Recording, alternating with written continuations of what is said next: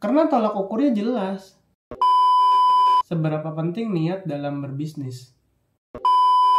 Jalanmu akan terjal. Bisa jadi malah salah jalan. Karena tanpa niat sama dengan niat itu seperti surat. Jika salah alamat,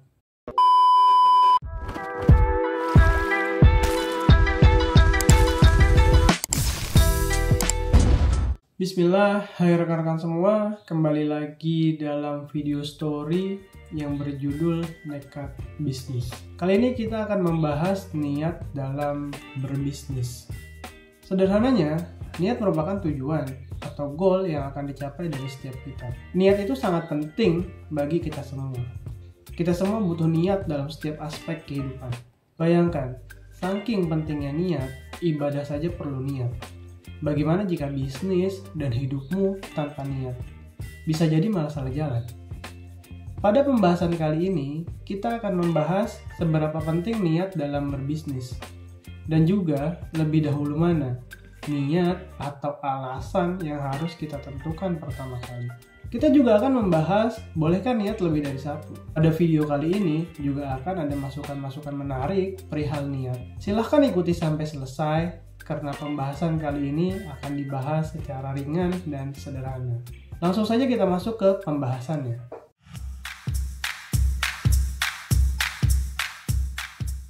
Niat adalah maksud dan tujuan dari perbuatan. Maka niat bisnis adalah maksud dan tujuan dari sebuah bisnis. Lebih tepatnya, maksud dan tujuan dari para pendiri bisnis.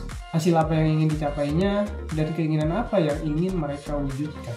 Niat bisa juga disebut dengan gambaran besar dalam sebuah bisnis. Niat ialah goal-goal jangka panjang yang dapat menyemangati saat kita lelah. Niat dalam berbisnis sangatlah penting. Ada ungkapan yang berbunyi, beda niat, beda hasil. Niat itu adalah tujuan, maka niat itu ialah garis finish, di mana garis tersebut menjadi akhir tujuan kemenangan setiap kita.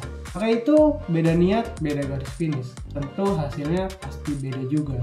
Jika kamu menggambarkan bisnismu yang kamu bangun akan besar dan bermanfaat, maka itulah garis finish bisnismu. Jika kamu menggambarkan bisnismu hanya untuk mengisi waktu dan mendapatkan pemasukan harian, maka begitu pula yang akan kamu dapatkan. Ada ungkapan kuno tentang niat yang menarik. Begini, niat itu seperti surat. Jika salah alamat, maka akan salah tempat dan diterima bukan pada orang yang tepat. Jika kamu berniat memiliki bisnis yang besar, beromset miliaran per bulan, beraset triliunan, dan bervaluasi yang lebih besar lagi, maka itu baik dan sangat baik. Jika seperti itu bisnismu bisa bermanfaat pada orang banyak, juga bisa menjadi asbab rezeki bagi keluarga-keluarga timmu. Artinya, bisnismu juga bisa banyak membantu sesama yang membutuhkan dan bisa ikut andil dalam perjuangan agama. Dengan begitu, bisnismu sangat bermanfaat. Bayangkanlah, bisnismu sebermanfaat itu. Pastinya kamu akan menjadi orang yang berguna. Setidaknya berguna bagi dirimu, bagi pasanganmu, bagi orang tuamu, bagi anak-anak turunanmu, juga bagi semua timmu. Jadi poin pentingnya ialah, niat itu harus besar, niat itu harus panjang, niat itu harus luas cakupannya. Niat juga harus total, hingga menghasilkan ikhtiar yang total juga.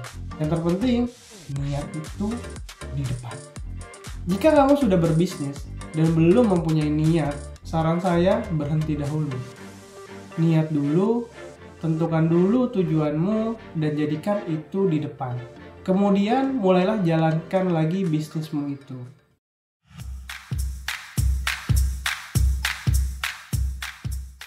Secara singkat, saya berpendapat alasan itu yang pertama, dan niat itu harus di depan. Ini merupakan pendapat pribadi saya, dan mari kita bahas lebih jauh. Niat dan alasan boleh siapa saja yang mendahuluinya. Kalau saya lebih cenderung niat bisnis terlebih dahulu yang pertama, karena tanpa niat sama dengan tanpa tujuan. Kita wajib menggantungkan tujuan di depan saat memulai berbisnis. Kita harus berusaha semaksimal mungkin untuk mencapainya. Setelah niat bisnis terbentuk, barulah alasan kita cari. Jika kamu mencari alasan berbisnis terlebih dahulu, itu baik juga. Atau kamu menemukan alasan berbisnis terlebih dahulu, boleh juga. Karena Berbisnis itu bukan tentang benar dan salah. Jika kamu menemukan alasan terlebih dahulu, jangan langsung mulai berbisnis. Berhenti dulu, renungkan kembali, buatlah niat atau tujuan dari bisnismu terlebih dahulu. Awal-awal dulu, saya menggantungkan niat jauh di depan.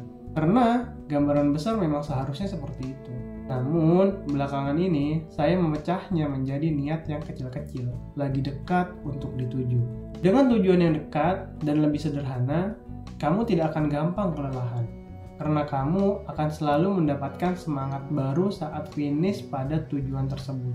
Tugas selanjutnya setelah menentukan niat atau tujuan atau gambaran besar dari bisnismu, kali ini kamu harus memecahnya tujuan itu menjadi kecil-kecil per bagian. Itu sangat penting sekali. Tanpa hal tersebut, kamu tidak memiliki petunjuk arah jalan. Niat yang kecil-kecil akan menciptakan turunan alasan-alasan yang dapat terus masuk akal, membuat terus relevan, bertahan pada bisnis yang kamu bangun. Karena tolak ukurnya jelas, kamu dapat merasakan pengalaman kesuksesan kecil tersebut. Analogi sederhananya begini, kamu dari Bekasi Kota ingin menuju ke Monas. Sebut saja Monas adalah tujuan akhirmu. Dari Bekasi Kota, kamu berjalan ke arah barat. Kemudian kamu sampai di batas kota. Melihat gapura melingkar yang biasanya bertuliskan selamat jalan. Dan di situ kamu merasa bahagia. Kenapa kamu sudah bahagia? Padahal kamu baru saja mulai jalan. Rupanya di awal tadi, kamu sudah memecah bagian-bagian perjalananmu. Dan sampai batas kota adalah kesuksesanmu yang pertama. Kebahagiaan tersebutlah yang akan menggantikan energimu yang hilang, yang telah kamu gunakan saat memulai dan berjalan. Walaupun perjalananmu masih panjang, di tengah terik yang menghantam, juga tidak semulus dengan apa yang kamu rencanakan. Jalanan yang terjal, banyak hambatan kiri kanan, antrian panjang, yang membuat seakan perjalanan ini jauh sekali dan tidak pernah sampai.